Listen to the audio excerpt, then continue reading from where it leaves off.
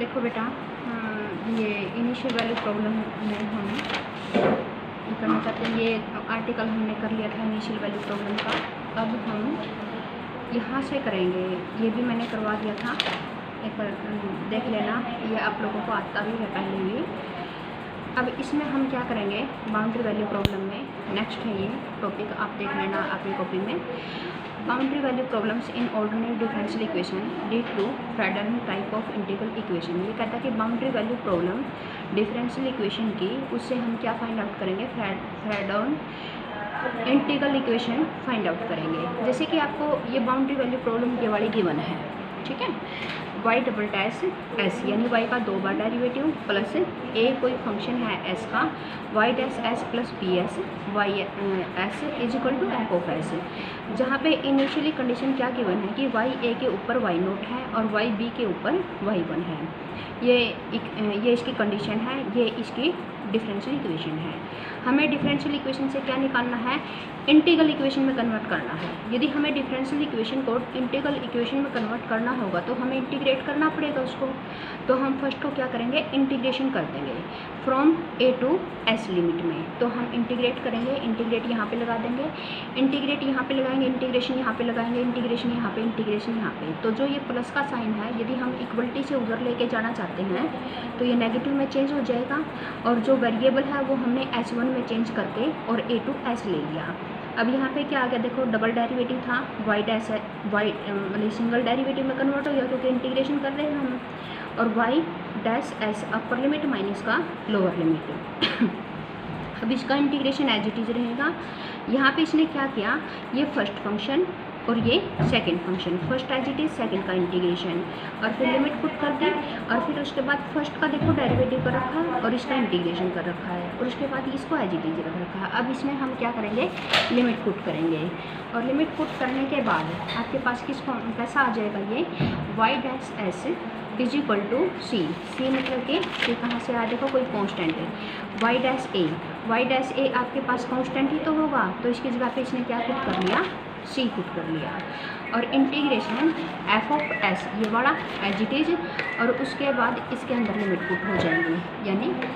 ए s Y s minus का a y of a, upper limit minus का lower limit minus का integration, और minus का integration a से लेकर के एस तक b s one y s one d s one, बाकी एज इट इज रखा। यहाँ पे जो ये कांस्टेंट था वो एज इट इज, ये एज इट इज, और इसकी जगह पे क्या हो गया, ए की वैल्यू गिवन है आपको वाई नोट, यहाँ पे वैल्यू यूज हो गई, और बाकी सेम एज इट इज, बाकी की जगह पे कोई चेंज नहीं किया। फिर इसने कहा कि अभी भी इसके अंदर क्या पड़ा है, देखो डेरिवेटिव पड़ा है, यहाँ पे डेरिवेटिव पड़ा है, तो इस डेरिवेटिव जब तक ये डेरिवेटिव टोटली कंप्लीट चेंज नहीं हो जाता इंटीग्रेशन के अंदर, तो हम इसको इंटीग्रल इक्वेशन कहीं नहीं गए। तो ये डेरिवेटिव पड़ा तो हमें एक बार और इंटीग्रेशन करना पड़ेगा इसका, तो एक बार अगेन इंटीग्रेशन कर लिया, इसका इंटीग्रेशन करेंगे तो वाई ऐसा आएगा,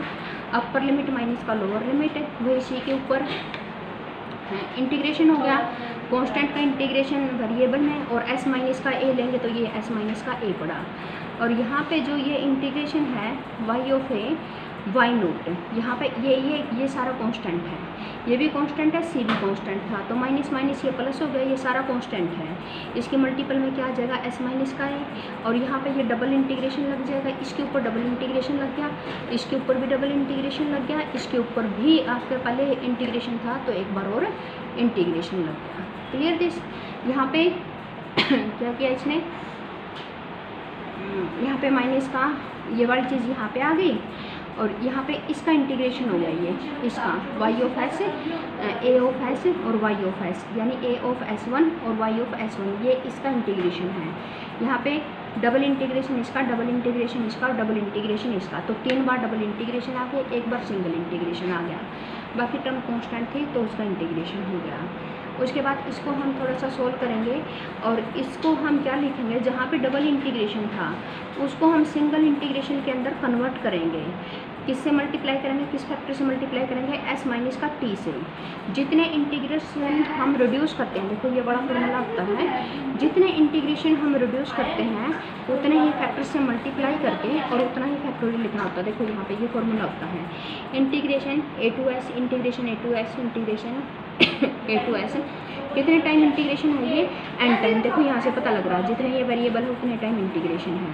तो हमने इसको एक सिंगल टाइम इंटीग्रेशन में कन्वर्ट कर दिया, तो कितने इंटीग्रेशन रिड्यूस किए यहाँ से, n माइनस का 1। एक तो रखा ही है, एक तो रखना ही पड़ेगा लास्ट में। एक इंटीग्रेशन तो हमने रख लिया, कितने यहाँ से कम किए, कितने इंटीग्रेशन काटते हैं यहाँ से,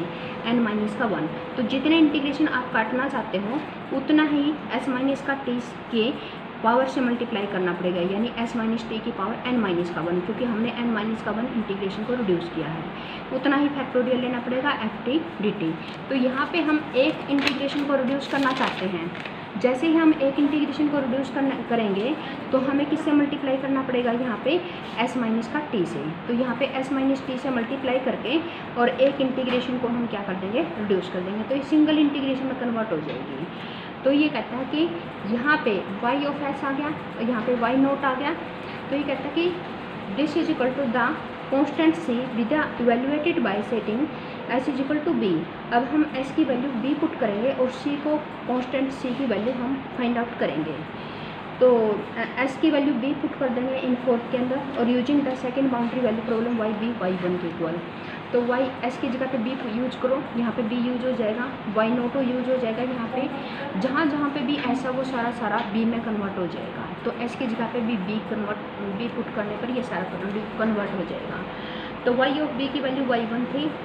यहाँ पे y नोट, यहाँ पे c आ गया, यहाँ पे ये सारा इंटीग्रेशन में कन्वर्ट हो गया। हमें इसकी वैल्यू निकालनी है, तो इसको एक साइड रख करके इस वैल्यू को तो मैं एक साइड रखूँगी, बाकी को सारा को क्या ले लूँगी, एक साइड ले लूँगी, और जो इसका मल्टीपल में है उससे क्या हो जाएगा, डिवाइड। तो यहाँ से हम यदि c की वैल्यू सेपरेट करें तो यहाँ से c की वैल्यू इसको इधर ले जाओगे लेंगे तो ये सारा c में कन्वर्ट हो जाएगा। तो y ऑफ s, यहाँ से देखो y of s y note था, यहाँ पे y नोट था, और यहाँ पे इस पूरे फैक्टर की वैल्यू भी पुट कर दी इसने। देखो यहाँ से c प्लस में a वाई नोट, इस पूरे फैक्टर की वैल्यू यहाँ पे पुट हो जाएगी। तो ये पूरा फैक्टर यदि यहाँ पे पुट होगा तो यहाँ पे ऐसा दिखाई देगा आपको, ये y1 माइनस का वाई नोट इंटू में s माइनस का a, s माइनस का ये देखो ये रहा, और यहाँ पे b माइनस का ये यहाँ से रहा, और ये बाकी सारा इस टाइप का दिखाई देगा आपको। तो देयरफॉर ये इक्वेशन नंबर 6 आ जाएगी। तो equation number 6 can be written as, तो हम इक्वेशन नंबर 6 को कैसे लिख सकते हैं, y of s is equal to y naught को हम यहाँ पे f फंक्शन है s का ये लिखेंगे, प्लस में इंटीग्रेशन यानी k s t और y t dt, जहाँ पे ये कहता है कि f h की वैल्यू क्या रहेगी, f h की वैल्यू रहेगी ये सारी की सारी f h की वैल्यू रहेगी, ये सारी f h की वैल्यू रहेगी, और प्लस में ये क्या आ जाएगा, इसको हम कर्नल बोलेंगे, और इनटू में क्या आ जाएगा, ये वाई टी और डी टी, और यहाँ पे हमें बताना होगा कि कौन क्या है। तो देयरफॉर यहाँ पे कितना हो जाएगा, तो प्रोवाइडिंग वी गेट, तो f of s is equal to, जहाँ पे ये एफ ऑफ एस की वैल्यू ये वाली गिवन है, y of s is equal to F of s, तो यहाँ पे y of s is equal to ये एफ एस बना, देखो यहाँ से कंपेयर करने के बाद ये पूरा का पूरा एफ एस बन गया। तो एफ एस प्लस में क्या बच गया, यहाँ से एस माइनस का ए डिवाइड बाई बी माइनस का ए, ये वाला सारा, तो ये वाला सारा यहाँ पे पुट हो जाएगा, और प्लस में क्या बचेगा, प्लस में ये वाला सारा, तो प्लस में ये वाला सारा भी यहाँ पे पुट हो जाएगा। उसके बाद y of s is equal to F of s as it is, और उसके बाद इंटीग्रेशन s माइनस का a divide by b minus का a माइनस का 1 80 कहाँ पे है, देखो यहाँ पे 80 यहाँ पे है, जहाँ जहाँ पे भी 80 है उसको बाहर कॉमन ले लो, और उसके अंदर ये बचेगा माइनस का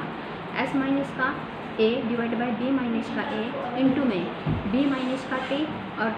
इंटू में s माइनस का t, ये बड़ी ब्रैकेट आ जाएगी, और यहाँ पे ये सारा का सारा माइनस का a डैश टी, इसको सोल्व करोगे तो ये आपके पास ये आ जाएगा।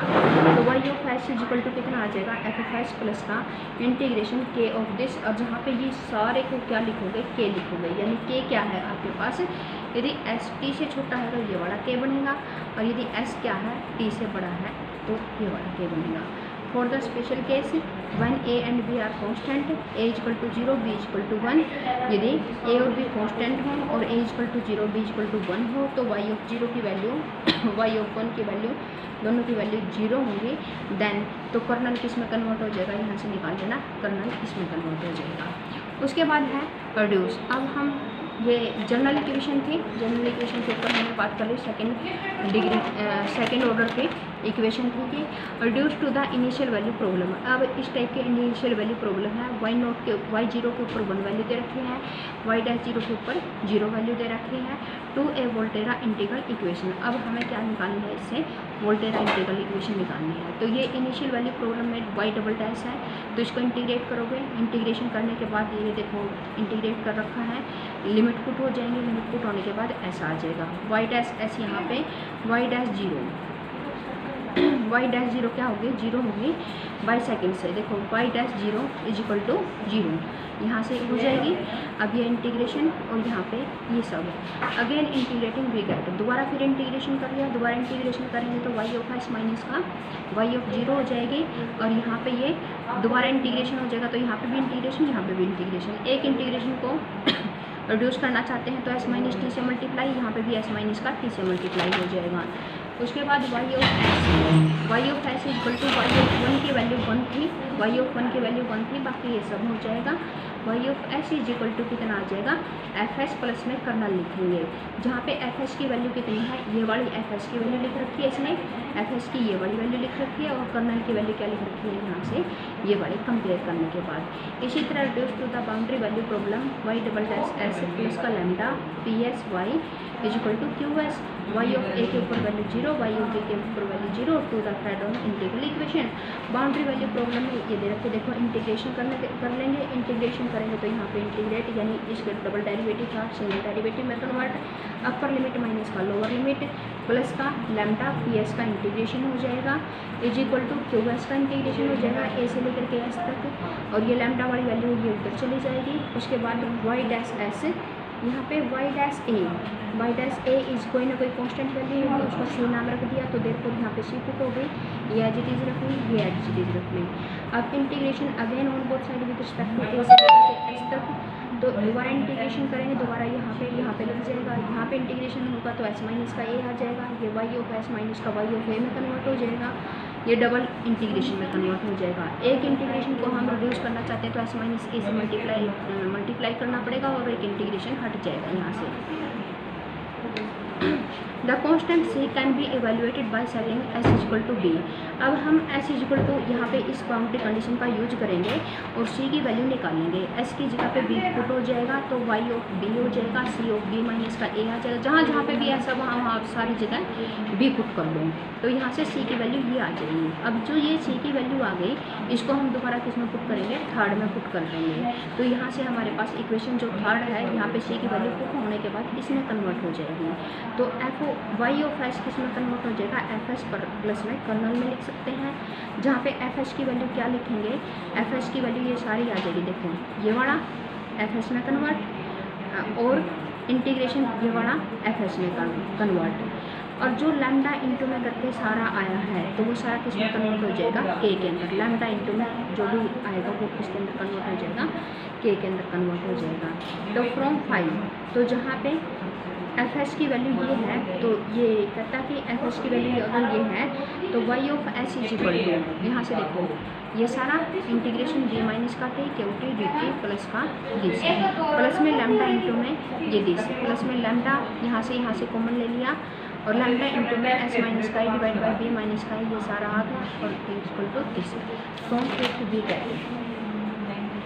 तो यहाँ से लैम्डा कॉमन आ गया और ये चीज़ आ गई लैम्डा इंटू में दिस, तो ये कहता कि ये k में कन्वर्ट होएगा। इस k के लिए हम क्या ले सकते हैं, देखो ध्यान से, लैम्डा इंटू में ये देखो k is equal to lambda into में pt, लैम्डा इंटू में pt। जब आपके पास क्या है, s क्या है, t क्या है, s से बड़ा है, देखो यहाँ पे जो t है वो s से बड़ा है, तो यहाँ पे करना लैम्डा इंटू में pt और ये कितना आ जाएगा, इसकी मल्टीप्लिकेशन भी आ जाएगी। और जैसे कि t क्या है, देखो यहाँ से s बड़ा है और t छोटा है, क्योंकि t क्या है यहाँ पे इसके बीच में लाई करता है a और s के बीच में,